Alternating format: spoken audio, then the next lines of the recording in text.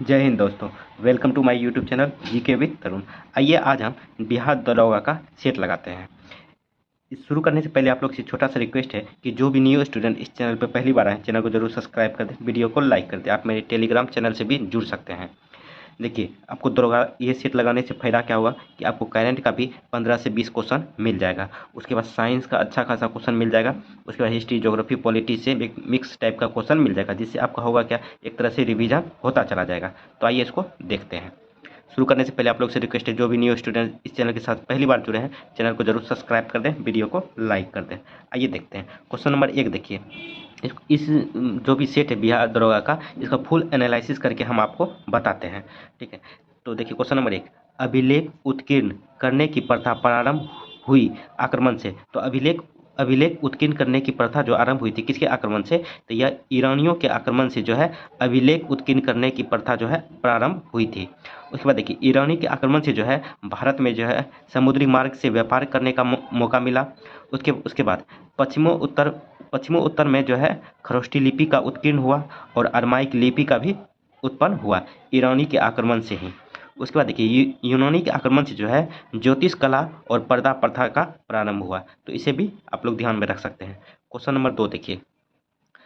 अभिधम्म पिटक की रचना किस बौद्ध संगति के दौरान हुई? तो अभिधम्म पिटक की रचना जो है तृतीय बौद्ध संगति के दौरान हुई। तृतीय बौद्ध संगति जो हुआ था पाटलिपुत्र में हुआ था, अशोक के शासनकाल में 250 बीसी में हुआ था। इसकी अध्यक्षता जो है मेगालिथिपुत्र तीस ने किया था और इसकी रचना भी जो है मेगालिथिपुत्र तीस ने ही किया था। अभिधम्म पिटक की रचना भी इसी ने किया था। ठीक है, अब देखते हैं। प्रथम बौद्ध संगति जो है राजगिरी में हुआ था अजातशत्रु के शासनकाल में। इसकी अध्यक्षता जो है महाकश्यप ने किया था, इसे भी ध्यान में रखिएगा। द्वितीय बौद्ध संगति का आयोजन जो है वैशाली में हुआ था। इसकी अध्यक्षता जो है सभाकर्मी ने किया था और कालाशोक के शासनकाल में हुआ था। चतुर्थ बौद्ध संगति कुंडलवन कश्मीर में हुआ था। इसकी अध्यक्षता जो है वसुमित्र ने किया था और उपाध्यक्ष जो थे वह अश्वघोष थे और ये कनिष्क के शासनकाल में हुआ था। तो इसे ध्यान में रखिएगा। देखिए, 3 बौद्ध संगति जो है मगध के क्षेत्र में हुआ था, सिर्फ 1 बौद्ध संगति जो है कश्मीर में हुआ था। तो इसे भी ध्यान में रख सकते हैं, ताकि क्वेश्चन इससे बन सकता है इस टाइप का। क्वेश्चन नंबर 3 देखिए। गथा सप्तशती नामक काव्य की रचना किस वंश के शासक द्वारा किया गया? तो गथा सप्तशती नामक काव्य की रचना जो है ये अंध्र सातवाहन शासक के द्वारा किया गया। इसी के एक शासक थे हाल ने इस गथा सप्तशती नामक काव्य की रचना की थी। हाल याद रखिएगा, ये अंध्र सातवाहन शासक का नामक शासक ही ने किया था। अंध्र सातवाहन से रिलेटेड है। और बात करें इसकी प्रकृति, इसकी भाषा की, ये प्रकृति भाषा में लिखा गया था। क्वेश्चन नंबर 4 देखिए। निम्नलिखित में से किस शासक का उपनाम राय पिथोरा था? तो किस शासक का नाम जो था राय पिथोरा था? तो ये पृथ्वीराज तृतीय का नाम जो पृथ्वीराज तृतीय का उपनाम जो है राय पिथोरा था। बात करें विशल देव का, विशल देव जो है इसका उपनाम जो है विग्रह चतुर्थ था। ये भी चौहान वंश से ही रिलेटेड है। इसने एक ग्रंथ लिखी थी हरिकेल, जो संस्कृत भाषा में है। तो याद रखिए, हरिकेल पूछा जाएगा कभी। हरिकेल नामक ग्रंथ किसने लिखा था? विशल देव ने लिखा था। इसका उपनाम विग्रह चतुर्थ था और हरिकेल जो है संस्कृत भाषा में लिखा गया। पृथ्वीराज तृतीय का शासनकाल जो है 1178 से 1192 ईस्वी तक रहा था। इसी के समय में तराइन का प्रथम युद्ध 1191 ईस्वी में हुआ था, जिसमें पृथ्वीराज तृतीय जीता हुआ था, मोहम्मद गोरी हारा। और द्वितीय 1192 ईस्वी में हुआ, जिसमें पृथ्वीराज हार गया था, मोहम्मद गोरी जीता था। ठीक है, क्वेश्चन नंबर 5 देखिए। बेल्लूर का युद्ध किनके मध्य हुआ था? तो बेल्लूर का युद्ध जो है चोल एवं पांड्य के बीच में, राजवंश के बीच में हुआ था। चोल एवं पांड्य के बीच में जो है बेल्लूर का युद्ध हुआ था।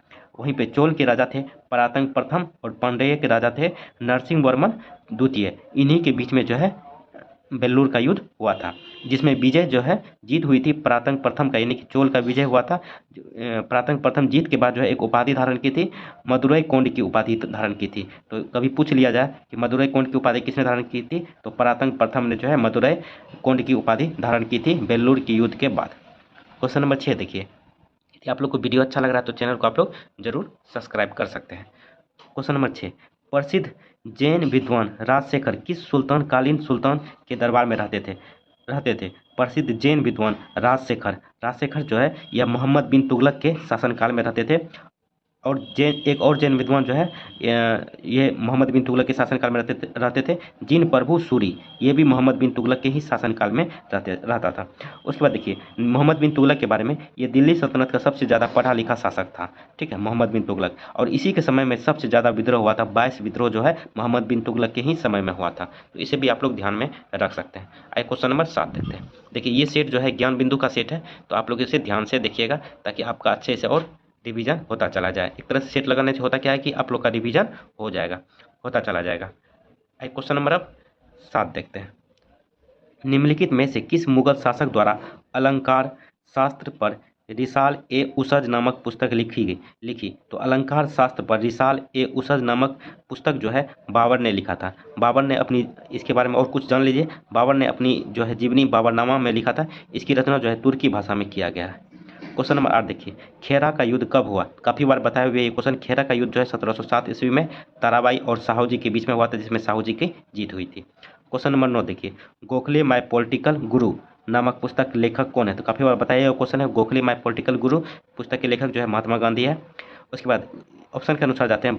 भगवती चरण बोहरा के द्वारा एक पुस्तक लिखा गया, the philosophy of the bomb, ये भगवती चरण बोहरा के द्वारा लिखा गया। राजेंद्र प्रसाद के द्वारा जो है इंडिया डिवाइडेड जो है राजेंद्र प्रसाद के द्वारा लिखा गया। तो इसे भी ध्यान में रख सकते हैं। क्वेश्चन नंबर 10 देखिए, काफ़ी अच्छा क्वेश्चन है। निम्नलिखित में से कौन सा लॉर्ड हॉर्डिंग द्वितीय की कार्यकाल से संबंधित है? तो लॉर्ड हॉर्डिंग द्वितीय के कार्यकाल से कौन सा संबंधित है? देखिए इसका टाइम पीरियड है लॉर्ड हॉर्डिंग द्वितीय का 1910 से 1916। ठीक है, तो आप इस अनुसार बैठा सकते हैं। मगर सभी जो घटना है ये सभी 1916 का ही है। मगर आप याद रखिएगा, बनारस हिंदू विश्वविद्यालय की स्थापना 1916 में ये लॉर्ड हॉर्डिंग द्वितीय के कार्यकाल में हुआ था। और बनारस हिंदू विश्वविद्यालय की स्थापना 1916 में हुई थी। और इसकी स्थापना जो, इसको कुलपति जो है लॉर्ड हॉर्डिंग द्वितीय को बनाया गया था इसका। देखिए बाद बाकी देखिए, होम रूल लीग की स्थापना 1916, कांग्रेस एवं मुस्लिम लीग के मध्य लखनऊ समझौता 1916, साबरमती आश्रम की स्थापना 1916। ये तीनों जो है, बाकी ए बी और डी, ये तीनों जो घटना हुआ था ये चेम्सफोर्ड के समय में हुआ था। चेम्सफोर्ड का टाइम पीरियड है 1916 से 1921। तो इसे भी ध्यान में रख सकते हैं। क्वेश्चन नंबर 11 देखिए, सेवा सदन के संस्थापक कौन थे? तो सेवा सदन के संस्थापक जो थे वो थे B.M. मालाबारी। इसकी स्थापना जो है 1850 ईस्वी में बम्बई में किया गया था। अब ऑप्शन के अनुसार जाइएगा तो पंडित रमाबाई ने आर्य महिला सभा का संस्थापक हैं। उसके बाद डॉक्टर पलमू और नारायण गुरु, ये दोनों मिलकर जो है श्री नारायण धर्म परिपालन योगम 1903 ईस्वी में इसकी स्थापना किया गया था। तो इसे भी ध्यान में रखिएगा। और राधाकांत देव के द्वारा जो है धर्म सभा की स्थापना किया गया था 1830 ईस्वी में कलकत्ता में। तो इसे भी ध्यान में रखिएगा। क्वेश्चन नंबर 12 देखिए, यदि विद्रोहियों में कोई एक भी योग्य नेता होता तो हमें सदा के लिए हार जाते। उपयुक्त कथन 1857 के विद्रोह के संदर्भ में किस विद्वान का है? तो ये कथन जो है किस विद्वान का है? तो इसका ये कथन जो है जॉन लॉरेंस का है। तो आइए इधर ऑप्शन में दिया हुआ है, इसको देखते हैं। देखिए ये कथन जो है जॉन लॉरेंस का है। ठीक है, उसके बाद देखिएगा जॉन लॉरेंस और सीले का जो है एक कथन है 1857 के बारे में। ये दोनों मिल के कहा था कि यह एक सिपाही विद्रोह है। और डिजरायली ने कहा था कि यह एक राष्ट्रीय विद्रोह है 1857 के बारे में। और T.R. होम्स ने कहा था बर्बरता एवं सभ्यता के बीच का ये एक लड़ाई था या युद्ध था। क्वेश्चन नंबर 13 देखिए, वघेरा विद्रोह किस राज्य से संबंधित है? तो वघेरा विद्रोह जो है ये गुजरात राज्य से संबंधित है। उसके बाद देखिएगा ये जो है बड़ोदरा एक जगह है गुजरात में, इसी जगह से रिलेटेड है। उसके बाद एक याद रखिएगा आप लोग, काफ़ी बार पूछा जाता है, वेल्लोर सिपाही विद्रोह 1806 ईस्वी में हुआ था, ये तमिलनाडु राज्य से संबंधित है। क्वेश्चन नंबर 14 देखिए, करो या मरो का नारा निम्नलिखित आंदोलन में से किसके साथ संबंधित है? तो करो या मरो का नारा जो है गांधी जी ने दिया था, ये भारत छोड़ो आंदोलन के समय में दिया गया था। ठीक है, तो करो या मरो का नारा जो है किस आंदोलन से? तो भारत छोड़ो आंदोलन से गांधी जी ने दिया था। करो या मरो का अर्थ होता है, यदि कभी कभी पूछ लिया जाता है, करो या मरो का अर्थ होता है या तो भारत को आज़ादी या नहीं तो अपना जान दे देंगे। तो इसका मतलब यही होता है। अब जान लेते हैं कौन सा आंदोलन कब शुरू हुआ था। देखिए स्वदेशी आंदोलन शुरू हुआ था 7 अगस्त 1905 ईस्वी को। असहयोग आंदोलन शुरू हुआ था 1 अगस्त 1920 ईस्वी को। इसको वापस लिया गया 12 फरवरी 1922 ईस्वी को। सविनय अवज्ञा आंदोलन जो है इसकी शुरुआत जो है 12 मार्च 1930 ईस्वी को हुआ था। भारत छोड़ो आंदोलन की शुरुआत जो है 8 अगस्त 1942 ईस्वी को हुआ था। तो इसे भी ध्यान में रखिएगा। क्वेश्चन नंबर 15 देखिए, आज़ाद हिंद फौज के झंडे पर किस पशु का चिन्ह था? तो आज़ाद हिंद फौज का गठन जो 1943 ईस्वी में रास बिहारी बोस ने किया था, तो इसके झंडे पे किस पशु का चिन्ह था? तो ये शेर का चिन्ह था, शेर का। आप लोग सर्च करिएगा आज़ाद हिंद फौज के झंडे पे, तो शेर का चिन्ह, शेर आपको दिखाई देगा वहाँ पे छलांग मारते हुए। ठीक है, तो आइए क्वेश्चन नंबर अब 16 देखते हैं।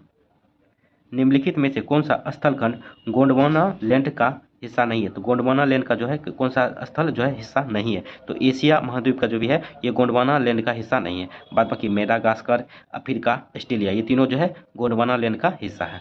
क्वेश्चन नंबर 17 देखिए, बुग्याल या पायर नामक घास के मैदान पाए जाते हैं। तो बुग्याल या पायर नामक घास के मैदान जो है ये आपको लघु हिमालय के क्षेत्र में पाए जाते हैं, लघु हिमालय के क्षेत्र में।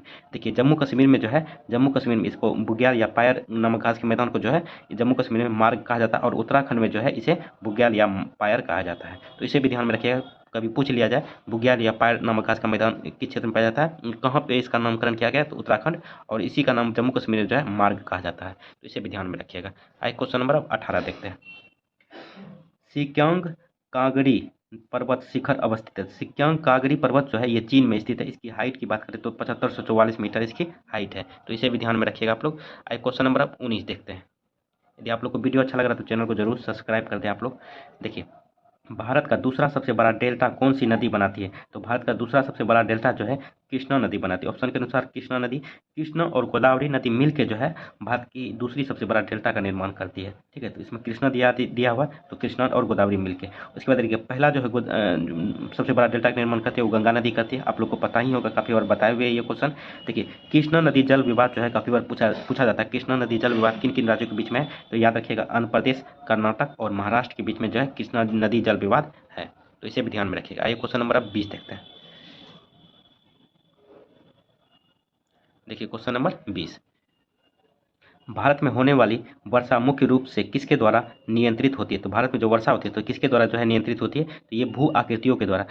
भारत में जो है अनेक अनेक प्रकार की मतलब पहाड़ियाँ हैं, उसके अनुसार जो है पहाड़ के नज़दीक है वहाँ से टकरा के जो वर्षा होती है तो वही होता है, भू आकृतियों के द्वारा जो है वर्षा नियंत्रित होती है। क्वेश्चन नंबर 21 देखिए, निम्नलिखित में से किस मृदा में मृदा संतरा नहीं पाया जाता है? तो मृदा संतरा जो है नहीं पाया जाता है, ये जलोढ़ मृदा में।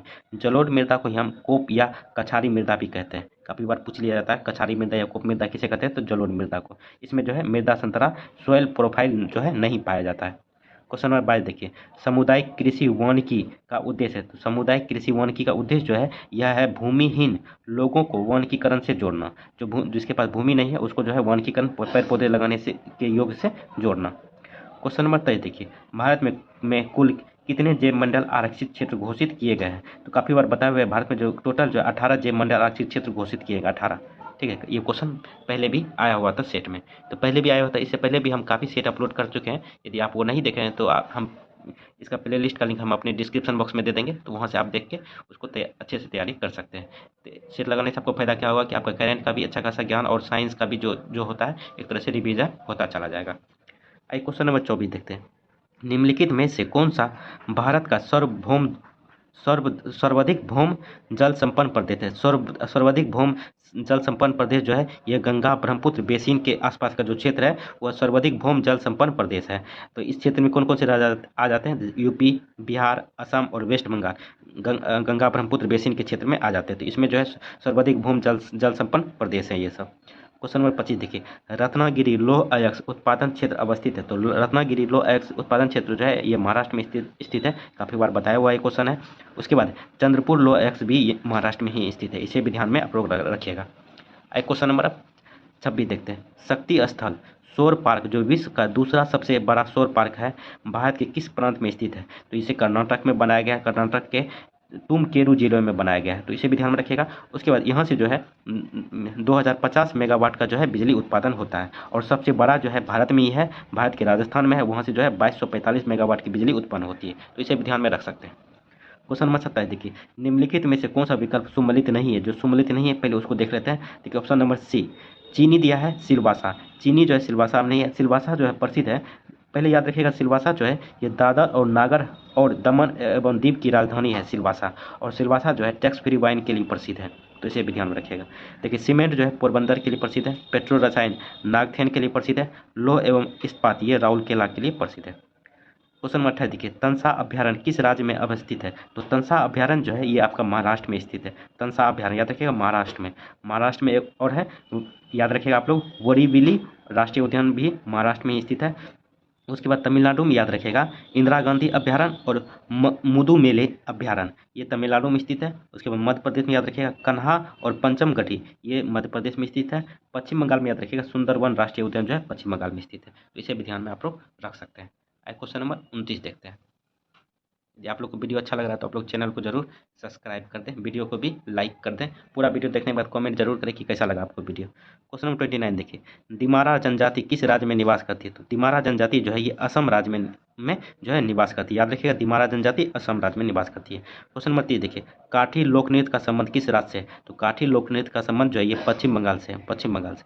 क्वेश्चन नंबर 31 देखिए, निम्नलिखित में से किस अधिनियम के तहत बंगाल के गवर्नर जनरल परिषद एवं सर्वोच्च न्यायालय के बीच संबंधों का सीमाकरण किया गया?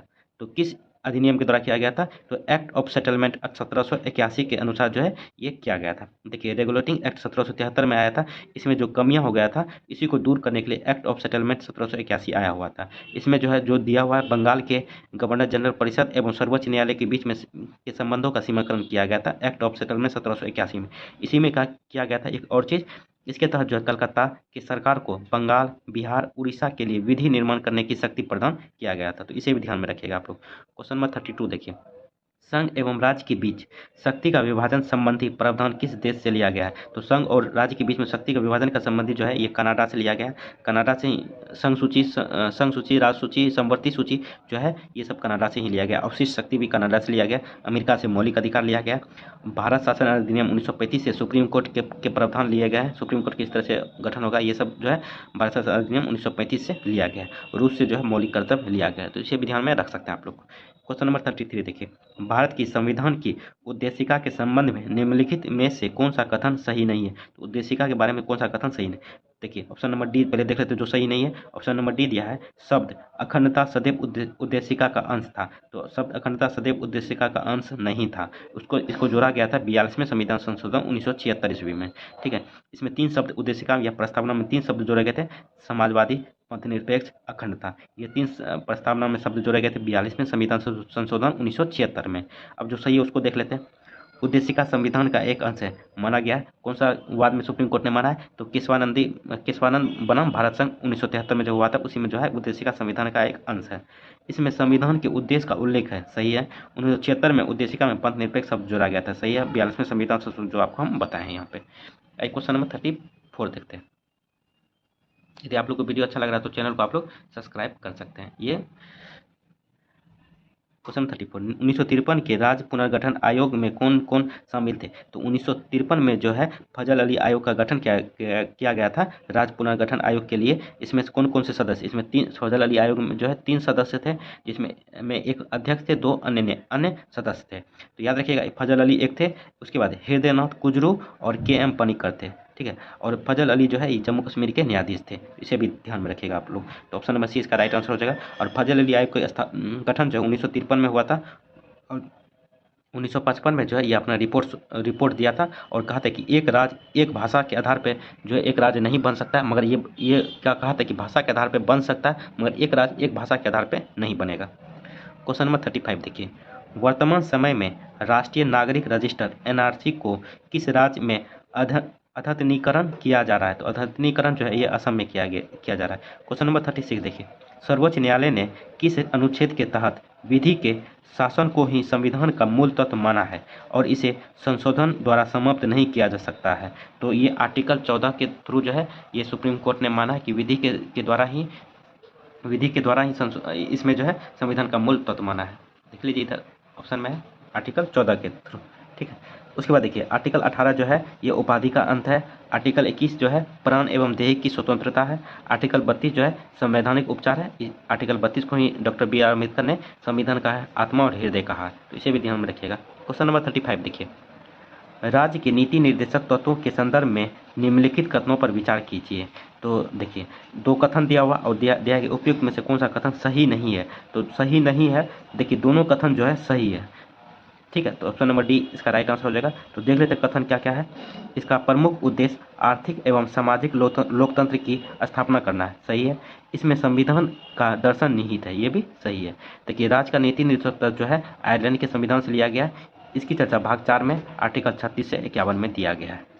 क्वेश्चन नंबर 38 देखिए, राष्ट्रपति के निर्वाचन के संदर्भ में निम्नलिखित कथनों पर विचार कीजिए। दिया गया है कि उपयुक्त में से कौन सा कथन सत्य है। तो कौन सा कथन सत्य है, तो केवल जो है आंसर हो जाएगा केवल एक कथन सत्य है। तो एक कथन पहले पढ़ लेते हैं।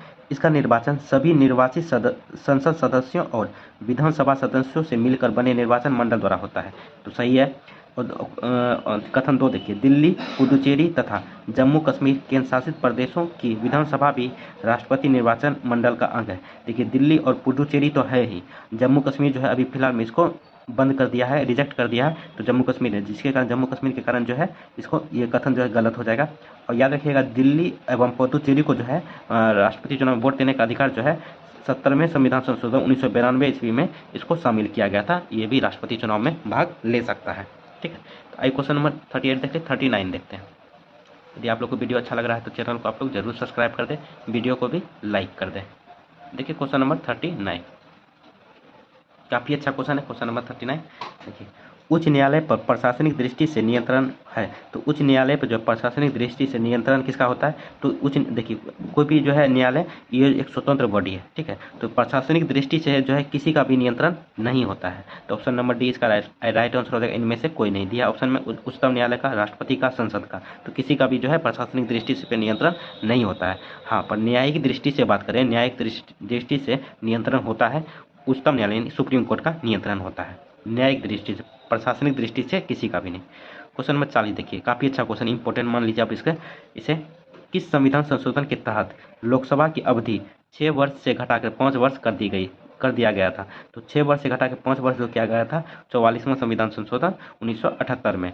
बात करें 42वें संविधान संशोधन में जो है पहले 5 वर्ष थी, लोकसभा के जो कार्यकाल था 5 वर्ष था, उसको बढ़ा के 6 वर्ष किया गया था 42वें संविधान संशोधन 1976 में। क्वेश्चन नंबर 41 देखिए, लोक लेखा समिति के संबंध में कौन सा विकल्प सही नहीं है। तो कौन सा विकल्प सही नहीं, तो ये 3 जो विकल्प दिया है ये सभी सही है। तो दिया है ऑप्शन डी, सभी कथन सत्य है। तो सभी कथन सत्य है। देखिए पहले जान लीजिए, लोक लेखा समिति का गठन जो है 1919 ईस्वी में हुआ था। ये किया गया था भारत शासन अधिनियम 1921 के तहत, ठीक है। देखिए इसे प्रकलन समिति का जुड़वा बहन कहते हैं, काफ़ी बार बताए हुए है। इसे लघु लोकसभा कहा जाता है, ये भी सही है। मंत्री परिषद का सदस्य इसमें शामिल नहीं होता है, ये भी सही है। इसमें टोटल जो 22 सदस्य होते हैं, 15 लोकसभा से और 7 राज्यसभा से, तो इसे भी ध्यान में रखिएगा। क्वेश्चन नंबर 42 देखिए, अनुच्छेद 258 को राज्य को शक्ति प्रदान करता है। आर्टिकल 258 को जो है ये राज्य को जो है संघ को कृत्य सौंपने, केंद्र की शक्ति प्रदान करता है। संघ को कृत्य सौंपने की शक्ति प्रदान करता है, ठीक है। और देखिए अखिल भारतीय सेवा का विस्तार जो है आर्टिकल 312 में दिया गया है। उसके बाद राज्यों को निर्देश देने का अधिकार जो है आर्टिकल 365 में दिया गया है, तो इसे भी ध्यान में रखिएगा। आर्टिकल यदि राज्य को कोई निर्देश दिया गया है, संघ के द्वारा दिया गया है, तो यदि राज्य नहीं मानता है तो इसके अनुसार भी राष्ट्रपति शासन आर्टिकल 356 लगता है। हाँ, 356 लगता है, ठीक है, तो इसे भी ध्यान में रखिएगा। क्वेश्चन नंबर 43 देखिए, सिक्किम पूर्वोत्तर परिषद में कब शामिल हुआ। तो सिक्किम जो है पूर्वोत्तर परिषद में जो है 2002 में शामिल हुआ था। और पूर्वोत्तर परिषद की गठन जो 1972 ईस्वी में ये अस्तित्व में आया था। और इसकी मुख्यालय की बात करें तो इसका मुख्यालय शिलोंग है। क्वेश्चन नंबर 44 देखिए, राष्ट्रीय मानवाधिकार आयोग के अध्यक्ष का कार्यकाल होता है। तो राष्ट्रीय मानवाधिकार आयोग का कार्यकाल जो है 3 वर्ष होता है, ठीक है। 2019 में जो है ये 2019 से जो है इसको 3 वर्ष या 70 वर्ष कर दिया गया है। पहले जो है 5 वर्ष था। पहले 2019 से पहले जो राष्ट्रीय मानवाधिकार आयोग का जो है कार्यकाल 5 वर्ष था, अब जो है 3 वर्ष कर दिया गया है 2019 से। 3 वर्ष या 70 वर्ष इसको मानवाधिकार आयोग के जो कोई बनते हैं तो रिटायर्ड सुप्रीम कोर्ट के CJI ही बनते हैं, तो वो 65 वर्ष में रिटायर ही करते हैं। यदि मान के चलिए कोई पहले ही बन गया, रिटायर कर गया 55 वर्ष में ही, तो 55 वर्ष में ही रिटायर कर गया तो 3 वर्ष करके रिटायर हो जाएगा। यदि कोई मान के चलते 68 वर्ष में किया तो 70 वर्ष में रिटायर कर जाएगा। ये 70 का यही मतलब होता है। क्वेश्चन नंबर 45 देखते हैं। क्वेश्चन नंबर 45 देखिए, क्वेश्चन नंबर 45, वन्य जीव जंतुओं का संरक्षण विषय है। तो वन्य जीव जंतुओं का संरक्षण का विषय ये समवर्ती सूची में आता है, ठीक।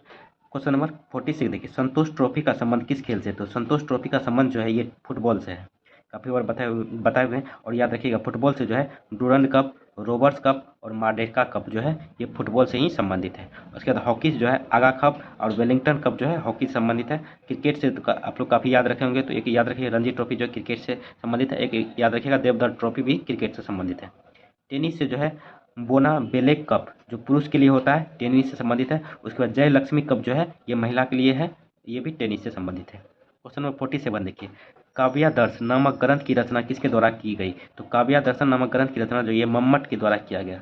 क्वेश्चन नंबर 48 देखिए, आर्थिक विकास का सर्वोत्तम सूचकांक उपलब्ध कराया जाता है। तो आर्थिक विकास का सर्वोत्तम सूचकांक जो उपलब्ध कराया जाता है ये प्रति वर्ष प्रति व्यक्ति आय में वृद्धि द्वारा वृद्धि करके किया जा सकता है। क्वेश्चन नंबर 48 देखिए, आई 49 देखेंगे अब।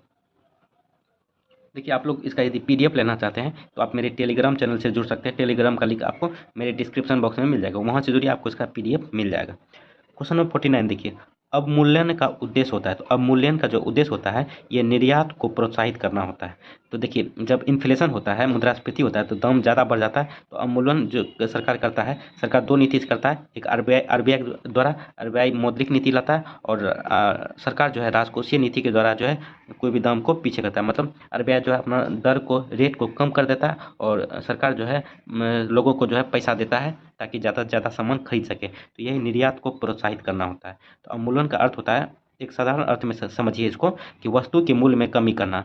दो स्थिति में करता है आरबीआई और सरकार।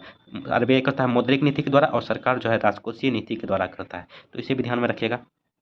क्वेश्चन नंबर 50 देखिए, भूमि विकास बैंक का कार्य है। तो भूमि विकास बैंक का कार्य जो है ये दीर्घकालीन ऋण कृषकों को उपलब्ध कराना जो है ये भूमि विकास बैंक का कार्य है। इसकी स्थापना की बात करें, इसकी स्थापना 26 मार्च 1957 ईस्वी को मद्रास प्रांत में किया गया था।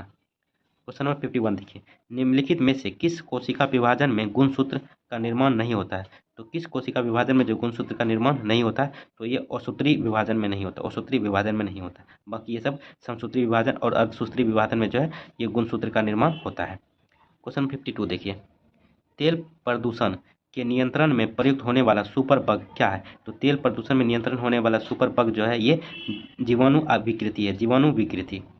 ठीक है, क्वेश्चन नंबर 53 देखते हैं।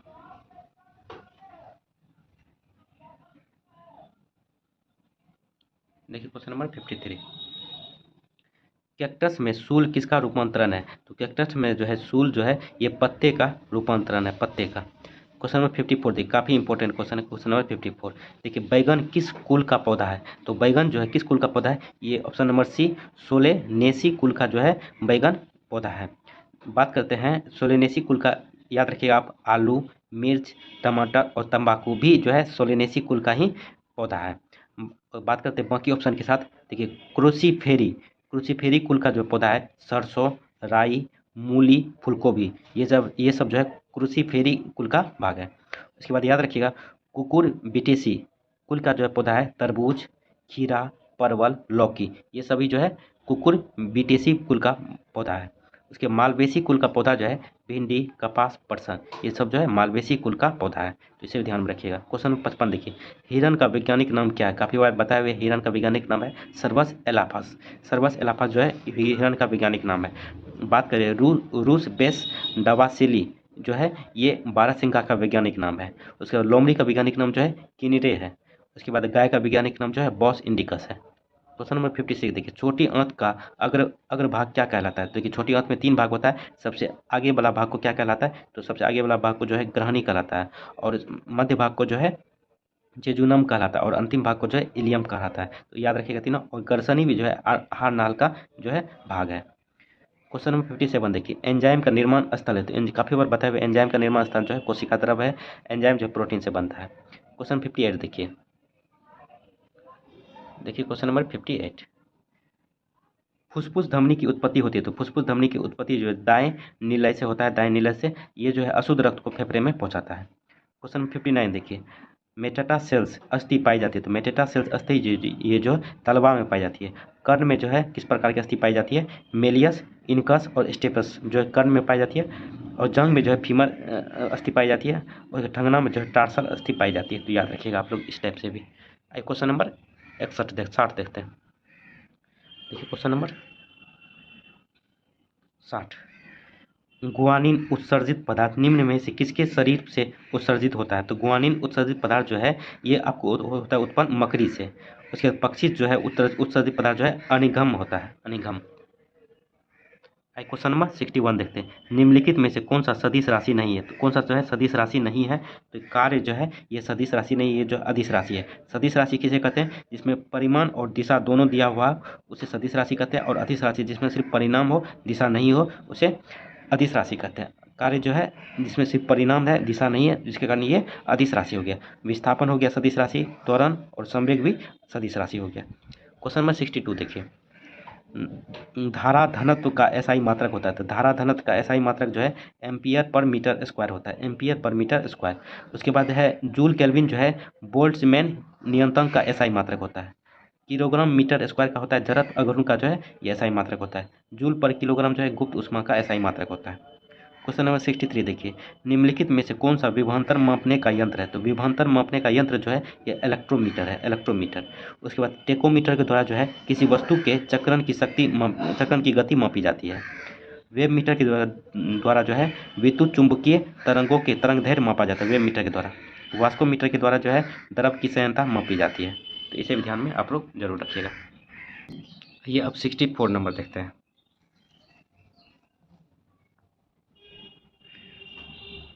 देखिए समुद्र तल पर एक वायुमंडलीय दाब का मान डैश पास्कल होता है। तो समुद्र तल पर एक वायुमंडलीय दाब का मान जो है ये होता है option number C 1.013 into 10⁵ pascal होता है।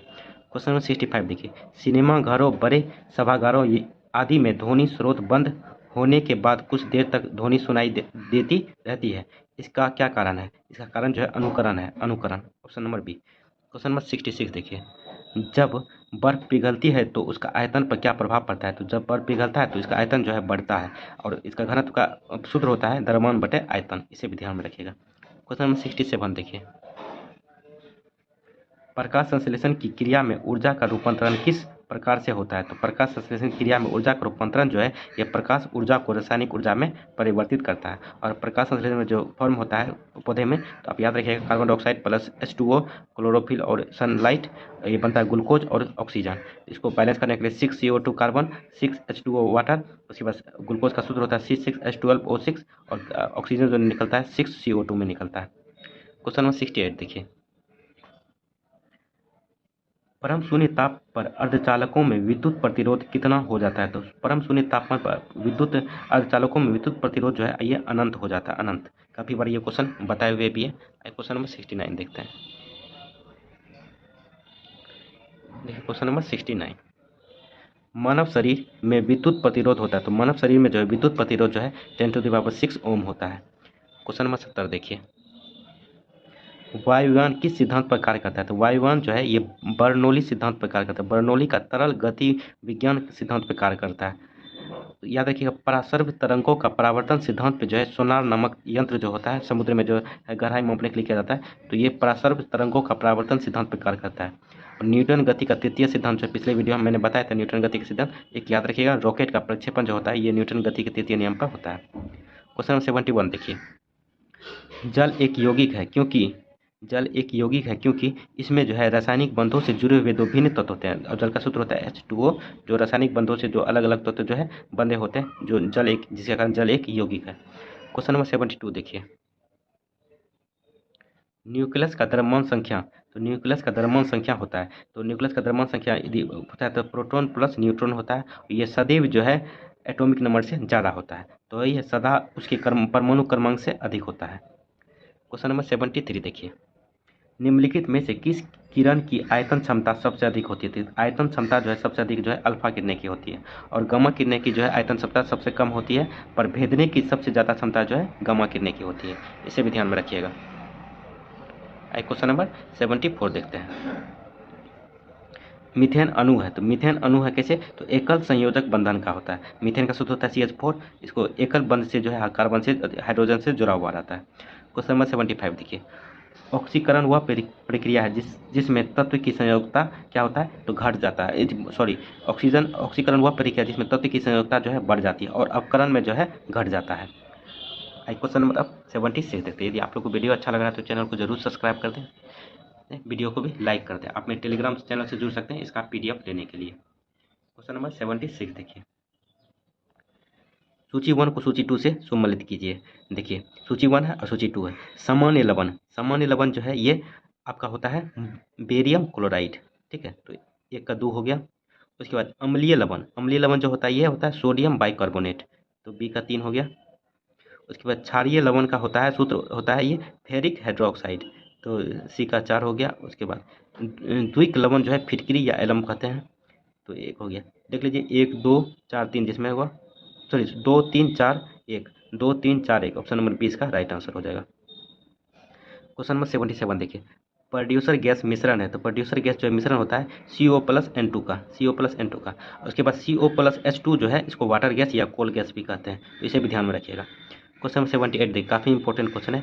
एस्बेस्टस किससे बनता है, तो एस्बेस्टस जो है ये कैल्शियम और मैग्नीशियम से बनता है, कैल्शियम और मैग्नीशियम से, याद रखिएगा। क्वेश्चन नंबर 79 देखिए, अब लेड संचायक बैटरी के आवेशित होने पर क्या होता है, तो लेड संचायक बैटरी के आवेशित होने पर जो है ये सल्फ्यूरिक अम्ल की खपत होती है। क्वेश्चन नंबर 80 देखिए, कैल्शियम कार्बाइड पर जल की प्रतिक्रिया द्वारा कौन सी गैस उत्पन्न होती है, तो कैल्शियम कार्बाइड पर जो है जल की प्रतिक्रिया द्वारा जो है इससे एसिटिलीन गैस निकलती है। देखिए कैल्शियम कार्बाइड का सूत्र होता है Ca2C+H2, दोनों को मिश्रण, दोनों का जब रिएक्शन करवाते हैं तो ये एसिटिलीन बनता है, C2H2 एसिटिलीन का सूत्र होता है। क्वेश्चन 80 देख लिया। अब यहाँ से जो है करंट का क्वेश्चन स्टार्ट होता है, तो इसे भी आपका तैयारी होता चला जाएगा। करंट का भी आपको लगभग 10 से 15 क्वेश्चन करंट का भी रहेगा, ठीक है। तो करंट का क्वेश्चन देखिए, हाल ही में जनवरी 2023 में जीवाणु गुणवत्ता पर राष्ट्रीय शिखर सम्मेलन का आयोजन कहाँ किया गया था, कहाँ किया गया है, तो ये नई दिल्ली में किया गया है, याद रखिएगा नई दिल्ली में। क्वेश्चन नंबर 82 देखिए, FIDE वर्ल्ड चैंपियनशिप 2023 का मेजबानी कौन सा देश करेगा, तो ये कजाकिस्तान करेगा। क्वेश्चन नंबर 13 देखिए, हाल ही में जनवरी 2023 में बाजरा पर अंतर्राष्ट्रीय मेला कहाँ शुरू हुआ है, तो ये कर्नाटक में हुआ है। बाजरा पर अंतर्राष्ट्रीय मेला जो है कर्नाटक में हुआ है। क्वेश्चन नंबर 84 देखिए, हाल ही में महिला प्रीमियर लीग 2023 की उप विजेता कौन सी टीम रही है, तो उप विजेता जो है दिल्ली कैपिटल्स रही है और विजेता जो है मुंबई इंडियंस रही है, और इसका प्रयोजक कंपनी जो है टाटा ने इसको स्पॉन्सरशिप दिया था। क्वेश्चन नंबर 85 देखिए, विश्व आर्थिक मंच 2023 शिखर सम्मेलन कहाँ आयोजित किया गया, तो विश्व आर्थिक मंच 2023 का शिखर सम्मेलन जो है ये स्विट्जरलैंड में आयोजित किया गया था। क्वेश्चन नंबर 86 देखिए, हाल ही में कौन सा देश इबोला रोग प्रकोप के अंत की घोषणा की है, तो इबोला वायरस जो हुआ था इसके प्रकोप का जो है अंत का घोषणा क्या है, तो ये युगांडा किया है, युगांडा। क्वेश्चन नंबर 87 देखिए, किस संस्थान द्वारा भारत का सबसे बड़ा छात्र संचालित उत्सव सरंग को शुरू किया गया, तो छात्र संचालित उत्सव सरंग की शुरुआत जो है ये IIT मद्रास के द्वारा किया गया है। क्वेश्चन नंबर 88 देखिए, प्रवासी भारतीय सम्मान पुरस्कार 2023 से किसे सम्मानित किया गया है, तो प्रवासी भारतीय सम्मान पुरस्कार 2023 से जो है ये किया गया है थिरू एस नासेदन को। उसके बाद उषा रेड्डी जो है USA के कांसास राज्य में सीनेटर के रूप में शपथ लिया है, उषा रेड्डी। क्वेश्चन नंबर 89 देखते हैं, देखिए क्वेश्चन नंबर 89 देखिए, पर्यावरण प्रदर्शन सूचकांक 2022 का चर्चा हो रहा है, में प्रथम स्थान डेनमार्क को मिला है। इसमें भारत का स्थान कौन सा है, तो भारत का स्थान जो है 180वां स्थान जो भारत का है। क्वेश्चन नंबर 90 देखिए, उदार शक्ति अभ्यास 2022 भारत और किन देशों के बीच संपन्न हुआ, तो उदार शक्ति अभ्यास जो है 2022 ये भारत और मलेशिया के बीच में हुआ था। यह जो उदार शक्ति अभ्यास जो एक प्रकार का वायु सेना अभ्यास है, इसका आयोजन जो है 2022 में मलेशिया में हुआ था।